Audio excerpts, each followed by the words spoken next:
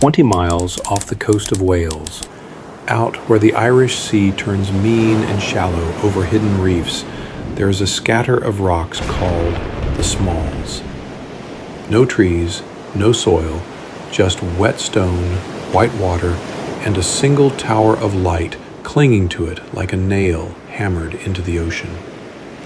In the winter of 1801, two men stepped onto that rock for another long watch, Thomas Howell and Thomas Griffith. They were not friends. Locals knew them as men who quarreled. They had served together before, and the friction between them was no secret. That winter, those two men and their dislike of each other were locked inside one wooden tower with nothing but storm and sea on every side. They climbed into the original Smalls Lighthouse, not the solid stone pillar you might picture, but a strange skeletal thing, a wooden hut of a lantern perched on 9 oak pillars driven into the rock so that the sea could surge and scream beneath their feet. In heavy weather, waves would strike those pillars and shake the whole structure like a carriage on a broken road. Out here, the nearest village, the nearest fire, the nearest other human being, all lay a day's hard sailing away. Once the relief boat left, Howell and Griffith were alone with their arguments, their thoughts, and the light. And that winter, only one of them would leave alive. The romantic picture of a lighthouse is simple: a noble tower, a steady light, a life of quiet solitude. The reality, especially on remote rock stations like the Smalls, was much harsher. In the early 19th century, a keeper's world was made of oil, smoke, and machinery. Lights were powered first by coal fires, then by whale oil, colza oil, and later kerosene. The keepers lived inside the chimney of their own work. The air was thick with the sharp, fatty smell of burning oil and hot metal. Glass panes collected soot, wicks needed trimming. Every night was a chain of small tasks: refill the lamp, watch the flame, wind the clockwork that turned the light, log the weather, scan the dark horizon for distress signals. On a good night, it was tedious. On a bad night, it was terrifying. Storms hammered these towers with the full force of the sea. Windows flexed, floorboards shuddered. At the Smalls, waves could break right through the open framework under the living quarters, slamming columns of water upwards. Keepers described seeing green sea through cracks in the floor and feeling the whole structure sway and groan as if it might simply tear free and vanish. And then there was the isolation. No families at rock lighthouses, no village, no shop, just a cramped room, a bunk, a table, and the same few faces for weeks or months at a time. Every argument echoed, every habit grated.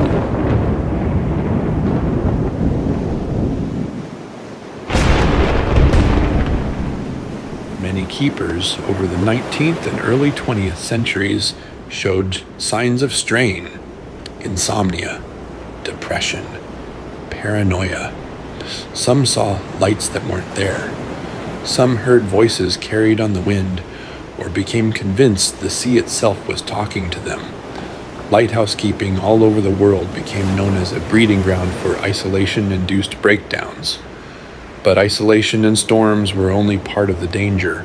There was also a hidden poison inside the light itself. By the mid-1800s, lighthouses across Europe and North America were fitted with giant Fresnel lenses, delicate ringed glass machines that could focus a lamplight into a razor-sharp beam, visible for miles. Some of these lenses weighed several tons.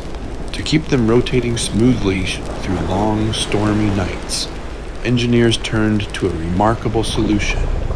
They made the entire lens float on a bath of liquid mercury. Mercury is heavy and fluid, and build a circular tank and fill it with mercury, and a lens pedestal can sit in it and float with almost no friction.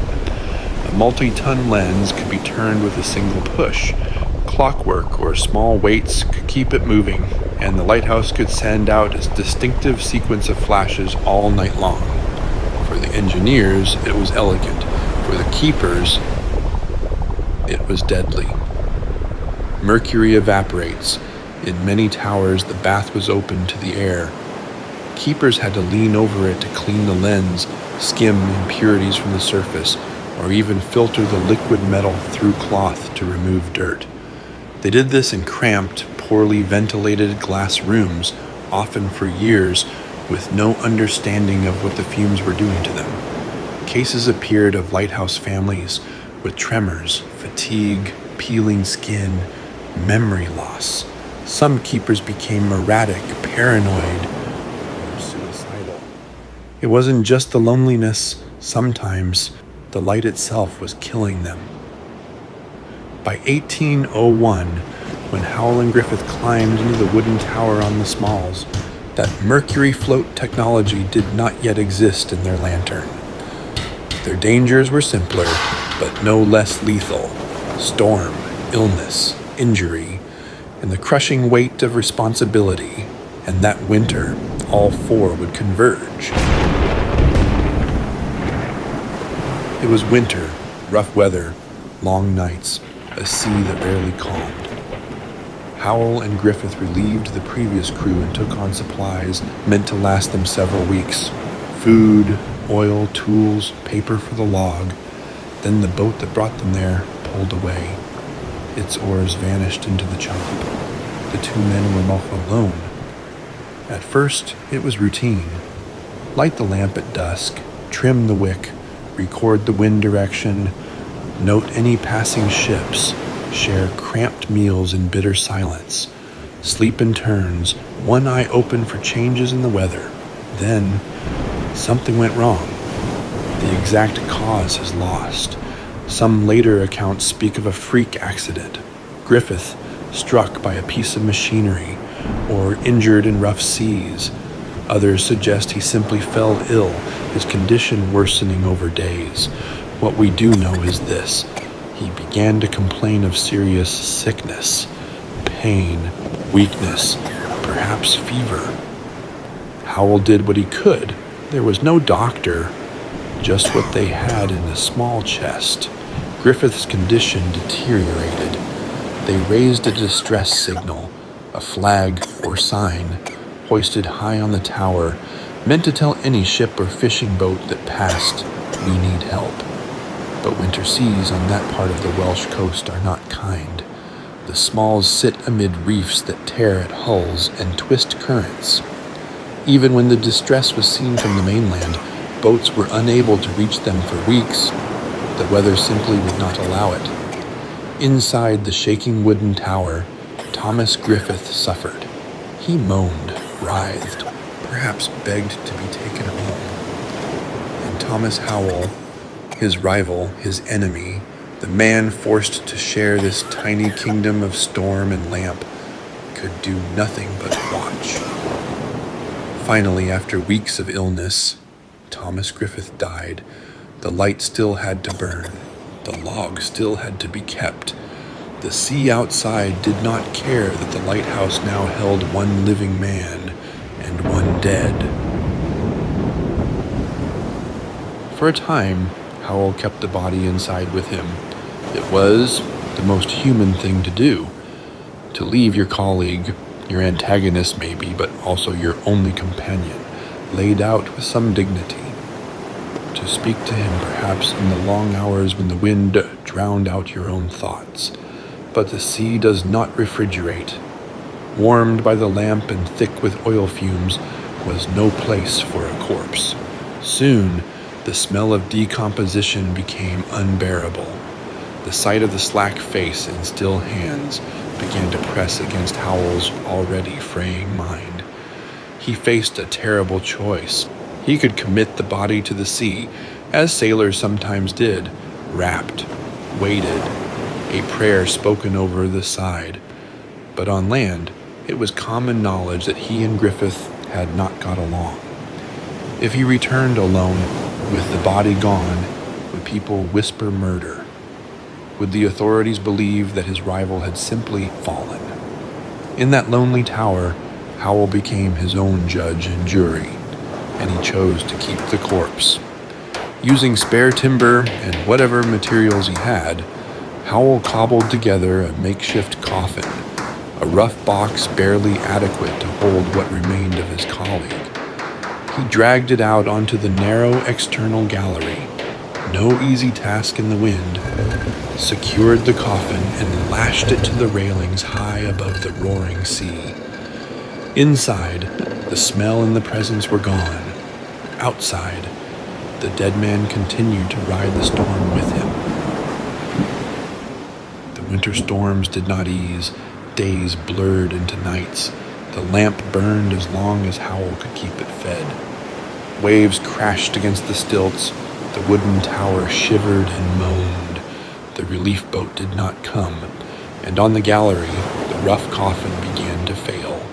The constant hammering of wind and spray worked at the seams of the box. Boards warped, nails loosened. Finally, one wall tore away, exposing the body inside to the element. In some tellings, the entire coffin burst open, and the remains were left partially exposed, held only by the ropes that kept them from being swept into the sea. One of Griffith's arms slipped out, protruding from the broken box. The gale caught it. To Thomas Howell, trapped inside with the lamp, it must have looked as if the dead man was knocking on the window, or waving, beckoning, accusing, or simply refusing to leave. Later, retellings would fix that image in place. The corpse of his enemy, arms swinging in the wind, waving to him for week after week. Imagine stepping out to trim the lamp and catching that arm in the corner of your eye. Imagine lying on your bunk, the entire structure vibrating, and hearing the regular knock of bone and wood, night after night. When the relief boat at last reached the Smalls, the crew saw a figure on the gallery, gaunt, hollow-eyed, surrounded by wreckage and rope. Inside, they found a man who, according to later accounts, had aged terribly. Some say his hair had turned white from the ordeal. Beside him, lashed to the rail, was what remained of Thomas Griffith. And yet, for all the horror, the logbooks showed that the light had never gone out.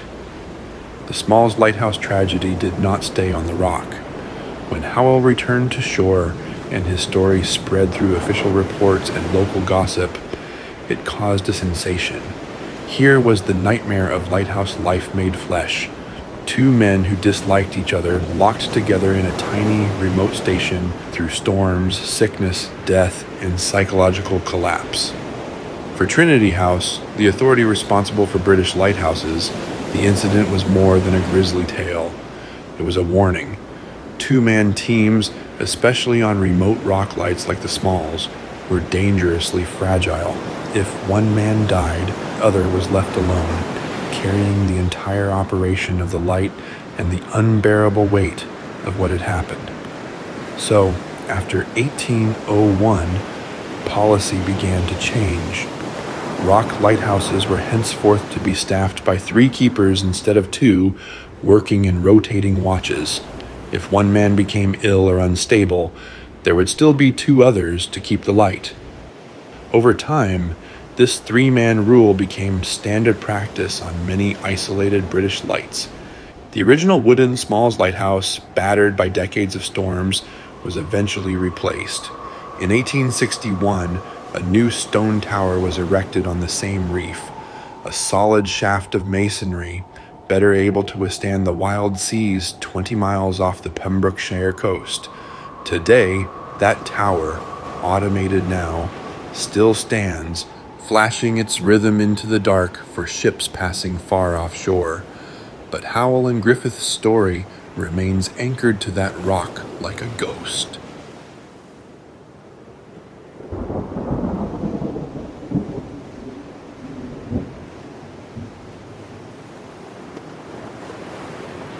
Today, most lighthouses are automated, the mercury baths have been drained, the keepers' cottages are museums, holiday rentals, or hollow shells facing the sea.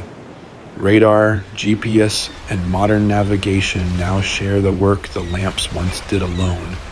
It's easy, standing on a cliff or looking at a postcard, to think of lighthouses as picturesque, symbols of hope, romance, poetic loneliness. But the story of the Smalls Lighthouse Tragedy pulls us closer to what life in the tower really meant. It meant weeks or months cut off from the world, sharing a room with people you might not even like. It meant working in haze and fumes, trusting heavy machinery in storms that could tear ships in half.